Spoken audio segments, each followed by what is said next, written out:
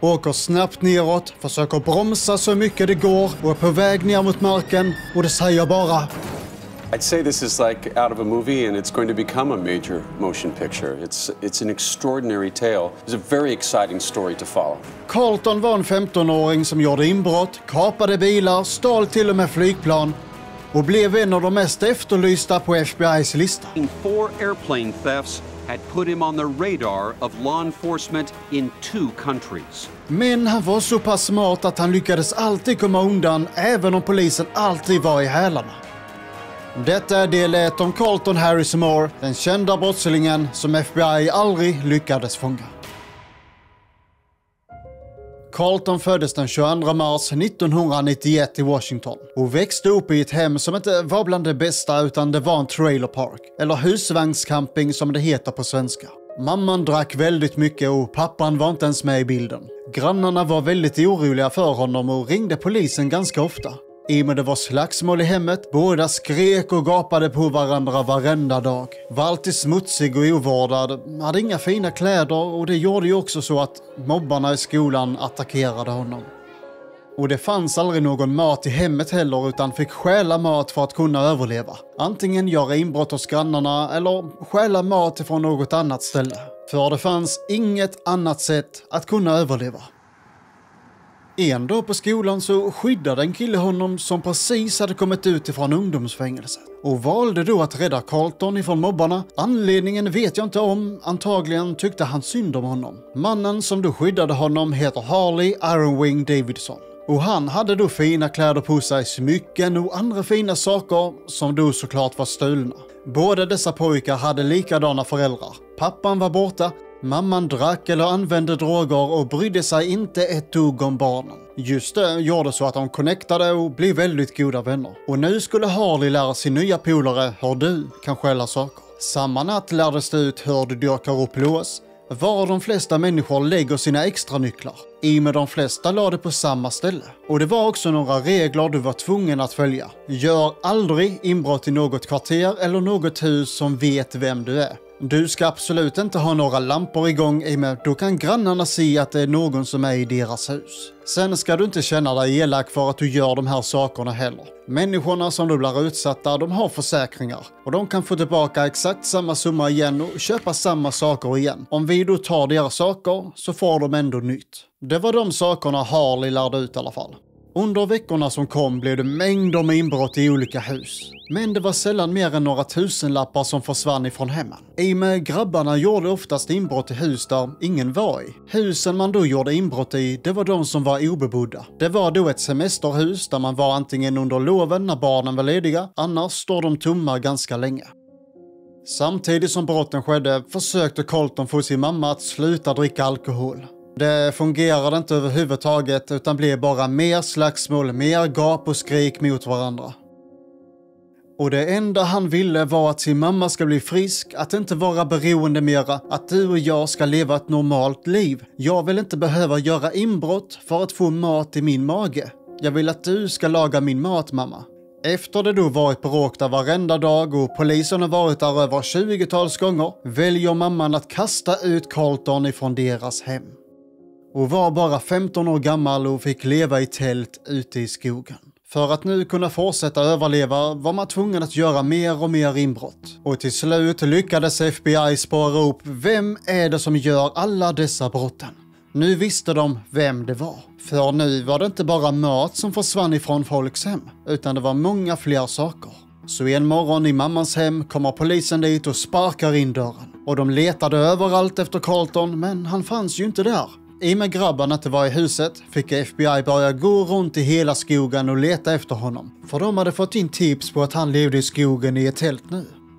Polishundarna söker genom hela skogen och hittar till slut tältet. Där inne fanns det laptops, smycken, ID-kort, plånböcker, kreditkort, ja, lite allt möjligt. Dock fanns inte 15-åringen någonstans och poliserna gav upp. Det ingen visste om var att grabben gömde sig i skogen där poliserna letade. Även om de hade polishundar lyckades de inte spåra upp honom. Carlton hade så bra utsikt och så när poliserna gjorde razzian. Och mamman var inte hemma när poliserna var där. Nästa dag när allting var lugnt gick sonen ner till huset och skrev en lapp till sin mamma. Och på lappen stod det så här: polisen var här och huset är nedstängt. Eller lockdown som det heter på engelska. Jag sticker till Weechee och kommer inte komma tillbaka. Så polisen vill leka här. Detta är ingen lek, utan detta är ett krig. Ganska kaxigt svar ändå kan jag tycka. Och här fanns det inte så många poliser att man hade styrkan till att kunna leta efter honom. Därav kopplade man då in FBI och de kunde då ha människor som var experter på att hitta andra människor. Man kan nästan kalla dem för detektiver. Jag vet inte vad det heter på svenska, om det är prisjägare eller vad det kallas här. På engelska så är det manhunters. Och överallt i hela staden sattes det upp lappar nu där det stod wanted och det var Carltons ansikte. Då de flesta människor som bodde här hade haft inbrott utav honom ville nästan allihopa hjälpa till att hitta honom och sätta honom bakom lås och bom. Det blev ändå inte svårt för honom att kunna gömma sig ändå, även om det var mängder med människor som letade efter honom. Carlton hade ju många kreditkort som inte de flesta hade spärrat än, som jag tycker är väldigt konstigt. Varför spärrar man inte korten? Med pengar på fickan kunde man röra sig ganska fritt. Man ville ju inte köpa bilar och båtar, utan de sakerna stal man. Utan köpte dyrkar och night vision så att du kan arbeta på natten och göra inbrott i husen. Då kunde du se mycket enklare om någon var på ingång.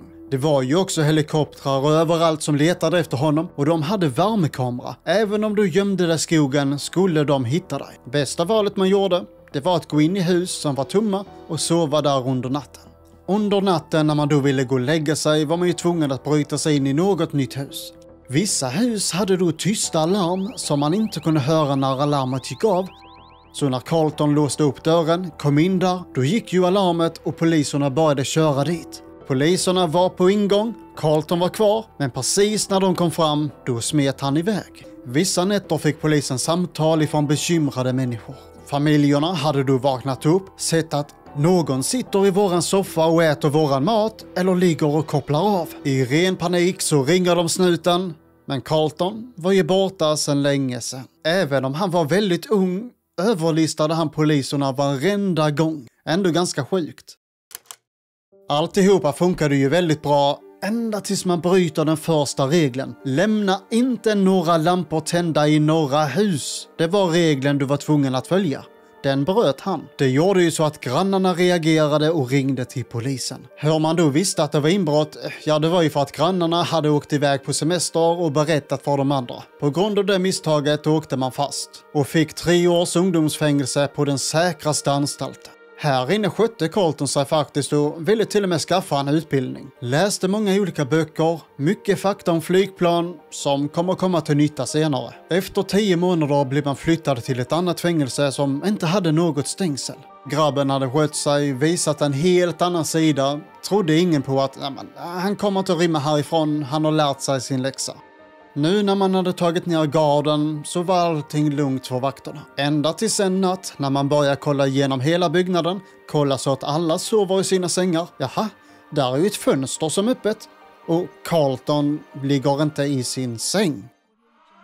Nu kände FBI och myndigheterna sig väldigt dumma att varför trodde vi att han skulle ändra på sig? Nu har vi skämt ut oss rejält. I och med de jagade honom hela tiden och misslyckades om och om igen valde de en helt annan teknik nu. Polisen gick ut i radio, tv, tidningar och sa att om du kommer in självmant så kommer vi inte lägga på något straff utan du får komma ut tidigare om du kommer hit här nu. Denna planen är inte någonting jag vill göra utan jag stannar kvar ute på utsidan och gör samma saker jag gjorde förr. Allting funkade väldigt bra i 3 månader medan man var på flykten. Ända tills en dag när polisen jagar en bil som kör i 130 km i timmen. Det var då Carlton som hade stulit denna bilen och nu fanns det ingen möjlighet att kunna ta sig härifrån utan att bli gripen. Poliserna berättar i efterhand att bilen de jagade körde och krockade och snurrade flera volter. De stannade bilen, valde att gå dit och kolla vem är det som har kört, men bilen var helt tom. Fanns ingen i den. Föraren hade saktat ner farten lite och hoppat av bilen medan den körde och sprang in i en skog som fanns i närheten. Alltså det är ju James Bond-grejer denna grabben gjorde, det är helt sjukt. Inne i bilen fanns det i alla fall en ryggsäck och i den så var det kreditkort, körkort och en kamera. När poliserna kollar igenom kameran, ja, där var en bild på Carlton. Nu hade man i alla fall en liten ledtråd på var han håller hus någonstans. Och selfien man hade tagit med kameran, ja, den hamnade på varenda wanted poster som då fanns i hela landet.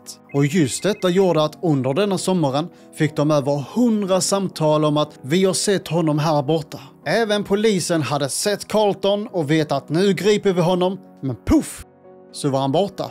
Och just dessa saker gjorde honom väldigt känd och hade då en fanpage på Facebook där det var över 15 000 medlemmar som hejade på honom och tyckte att detta är ju häftigt. Carlton var ju så välkänd nu som man var tvungen att gömma sig på något ställe där ingen vet var man är och valde då att gå till en flygplats som fanns i närheten. Låg där i buskarna, spanade in alla flygplanen, kollade alla deras rutiner, vilka flyger, hur gör de och alla de sakerna. Och när man då hade lärt sig precis hur de arbetar så var det dags att utföra sin plan. Nu var solen på väg upp, det var fortfarande ganska mörkt ute. Börjar man vandra mot ett av planen som fanns där. Planet var en Cessna 182 Skyline. Man öppnade upp dörren, i med den var olåst. Och på sätet, ja, där låg nycklarna. Det som är fruktansvärt sjukt här, det är att grabben hade spelat ett spel på datorn där det då är flygsimulator. Där du sitter i ett flygplan, du ser hur knapparna är och du lär dig att flyga. Det var den utbildningen han hade. Inne i planet fanns det också en manual. Man plockade upp den, läste igenom den lite snabbt för att se ifall är det något jag missat, är planet säkert, inga skador på den och sådana saker. Lägger sig ner boken och nu är det dags att flyga. Vrider om nyckeln, trycker på de knapparna man behöver trycka på, börjar gasa med planet och det börjar stiga upp i luften. Och det känns så fruktansvärt sjukt att jag som inte har någon utbildning sitter i ett flygplan nu och flyger ensam. Alltihopa kändes väldigt mäktigt. Det var nästan som man skrek rakt ut och tjoade och skrek för det kändes så pass coolt. Det som var smartast utav alltihopa var att man flög i en viss höjd. Flög aldrig heller över platser som var förbjudna att köra över. För ska du köra över dessa ställen måste du registrera ditt plan att vi kommer köra över här. Om du inte registrerar att du kommer flyga över här, då kommer de se dig på radarn och de kontaktar polisen. Man satt uppe i planet, njöt och hade det roligt och allting funkade bra. Ända tills man upptäcker att jag glömde tanka planet. Bensinen började ta slut. Paniken började stiga för att landa ett plan. Det är inte enkelt. Det är bland det svåraste att göra. Tittar ut genom rutan, försöker hitta någon bra plats att landa på och till slut ser man en plats. Där ska jag landa. Åker snabbt neråt, försöker bromsa så mycket det går och är på väg ner mot marken och det säger bara... Glöm inte gilla videon för en del 2. Kan vi nå 1000 tummar upp, det skulle jag uppskatta väldigt mycket. Tack så mycket på förhand. Och tack så hemskt mycket för att du tittade hela vägen hit. Jag uppskattar det väldigt mycket. Glöm inte bort att du är värdefull, du är grym, du är bäst i denna världen och du är perfekt som du är. Låt ingen annan säga någonting om dig, utan tro på dig själv och vet vad du är värd. Låt ingen annan sätta något värde på dig, utan du vet om att du är värd det bästa i livet. Du får det så bra, sköt om dig, tja!